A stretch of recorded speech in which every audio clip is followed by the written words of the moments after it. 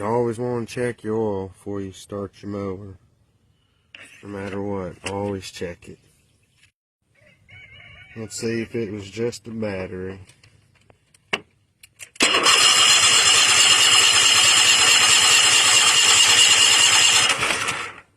Ooh.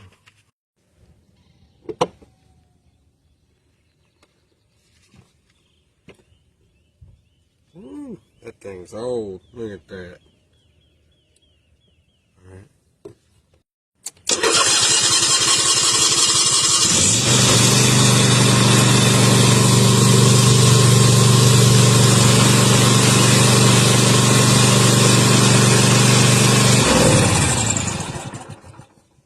This here's what clogged it. Wasn't allowing it to get air to start.